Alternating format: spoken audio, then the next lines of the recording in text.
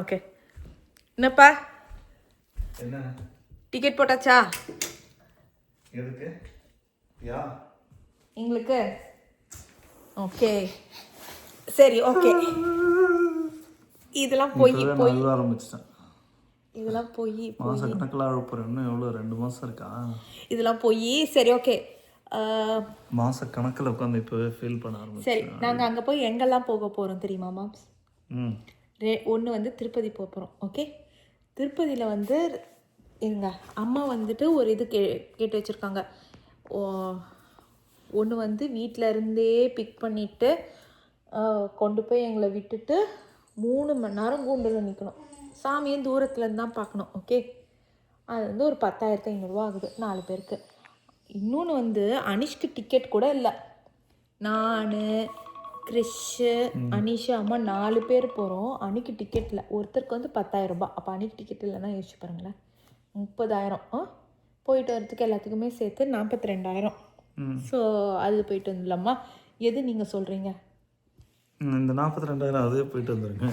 ஏன் எடுத்த உடனே அந்த கூண்டில் உட்காந்து 3 மணி நேரம் இதுக்கு எப்படி கஷ்டம்? இதை நீங்கள் நம்புனீங்கன்னு வச்சுக்கோங்களேன். சீரியஸ்லி நான் சொல்கிறேன். ஏன்னா அம்மா மத்தியானம் சொன்னாங்க. நான் சொன்னேன் ஃபர்ஸ்டா இது கேளுங்க, நான் பேசுகிறேன். ஜம்முன்னு போயிட்டு வந்தேன். கோலகாரியாக்காதீங்க.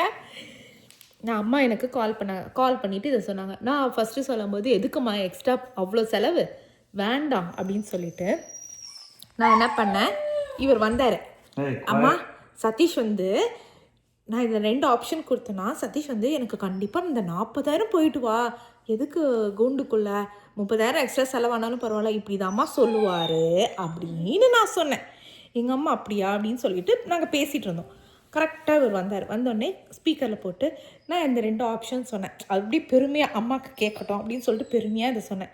அவர் என்ன தெரியுமா சொன்னார், எதுக்கு 30,000 ரூபாய் எக்ஸ்ட்ரா செலவு பண்ணிட்டு 10,000 ரூபாய் கொடுத்துட்டு போயிட்டு பாங்க, 3 மணி நேரத்தில் என்ன பண்ண போகிறீங்க, போய் கூண்டுக்குள்ளே உட்காந்து சாமி கும்பிட்டு வாங்கன்ட்டாரு.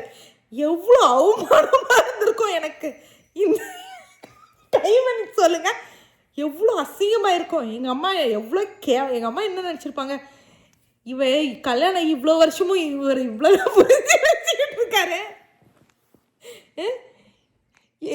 என்னை எவ்வளோ கேவலமாக நினச்சிருப்பாரு பண்ணியிருப்பாங்கல்ல.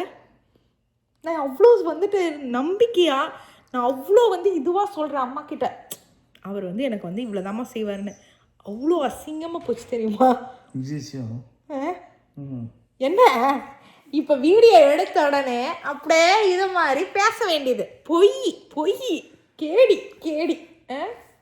உங்கள் அம்மா இப்போ இருக்காங்கன்னு சொல்லி சும்மா கலாய்க்கிறதுக்காக அப்படி சொன்னேன். அப்போது இல்லைன்னா நம்ம இந்த மாதிரி சொல்லுவேண்ணா. நான் அப்போ கூட நம்மளுக்கு எவ்வளோ இல்லை, அதுக்கு முன்னாடி வரைக்கும் கூட நான் நம்பினேன். நீங்கள் அப்போ பேசின பேச்சுக்கு அதை விட ஒரு பெரிய லெவல்லலாம் காமெடி நடந்தது. எங்கள் அப்பாவோட சொன்னீங்கல்ல, அதெல்லாம் ஒரு பெரிய கதை. அது நான் என்னன்றது சொல்கிறேன். நீங்கள் பேசின பேசுக்கு நான் அப்போவே முடிவு பண்ணிட்டேன், இனிமேல் இந்த மனுஷனை நம்ம நம்பக்கூடாது. நம்ம நம்பினேன்னா அவ்வளோதானே. ஃபஸ்ட்டு ஃப்ளைட்டை போடும்போது எந்த ஏர்லைன்ஸில் போடுறேன் நீங்கள்? இதில் ஏர் ஃப்ரான்ஸில் போடலான்னு பார்த்தோம். போய் அதான் இங்கேருந்து டேரக்டாக சல்லுன்னு போயிடும். ஏர்ன்றது தான் உண்மை, ஏர் ஃப்ரான்ஸுன்னு இல்லை. அந்த டெல்லி ஃப்ளைட்டு ஒன்று ஆக்சிடென்ட் ஆனதுலேருந்து எங்களை எப்படி டெல்லி ஃப்ளைட் தானே அது? அப்படியா? ஞாபகம் இல்லை எனக்கு. ஏதோ ஒரு ஃப்ளைட் ஆக்சிடென்ட், அதுலேருந்து எப்போ பாரு எங்களை ஏர் இண்டியாவில் ஏற்றி விடுறதுலே இருக்கார் ஒருத்தர்.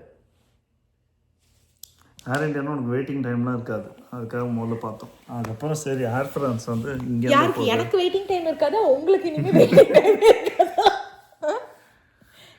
ஏர் ஃப்ரான்ஸ் இங்கேருந்து டேரெக்டாக சல்லுன்னு போய்டும்ட்டு அதில் போடலாம். ஏர் ஃப்ரான்ஸு சல்லுன்னு போய்டும். நீங்கள் பார்த்தீங்க ஏர் ஃப்ரான்ஸ் விலை அதிகங்க, அவர் ஒரு சொட்டு கூட பார்க்கல. சரி, வேறு என்னென்ன பண்ணீங்க இந்தியா போகிறதுக்கு? என்னது அவ்வளோதான், இவ்வளோதான்? நிறைய சம்பவம் பண்ணீங்களே, எக்கச்சக்க நானும் சம்பவம். ஒரே ஃபீலிங்ஸில் அழுதுட்டுருக்கேன். இன்னும் 2 மாதம் தான் இருக்குது.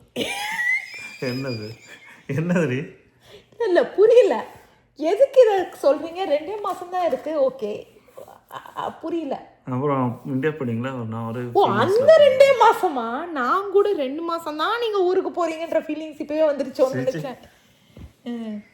சரி, என்ன மாம்ஸ் பண்ணுவீங்க நாங்கள் இல்லாத போது?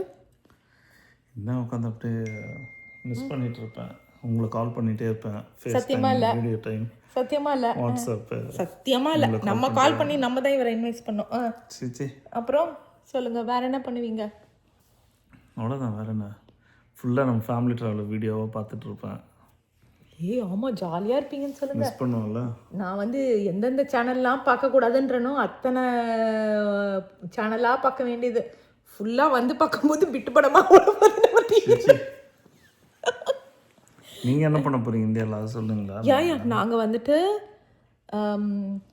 ஃபஸ்ட்டு நான் சொன்னேன் இந்தியா போகலான்னு. அம்மா ஒரே டெம்பிள் இதுவாக வச்சுருக்காங்கப்பா, டெம்பிள் லிஸ்ட்டு. என்னென்னு சொல்லிட்டா, திருப்பதி, அறுப்படை வீடு, இல்லை திருச்செந்தூர் போகணுன்னு சொன்னாங்க. அதுக்கப்புறம் முதல்ல நிறைய பிளான் போட்டாங்க, கேரளாவில் இந்த டெம்பிள் அந்த அதுக்கப்புறம் நான் சொல்லிட்டேன் கிருஷிதோட ஊருக்கு வரமாட்டானே. அதுக்கப்புறம் மாற்றிட்டாங்க. ஸோ அதுக்கப்புறம் வந்து வேற என்ன, திருச்சி, மதுரை மீனாட்சி அம்மன், தெரில எங்கெல்லாம் போகலாம். நீங்கள் சொல்லுங்கள், நாங்கள் என்னெல்லாம் போகலான்ட்டு. what do you think? தெரியலையே, சென்னையிலே நல்லா சுற்றி போகிறது போதும். அப்புறம் வந்துட்டு அங்கே போய்ட்டு பாடி செட் ஆகிறதுக்கு ஒரு மாதம் ஆகிடும்.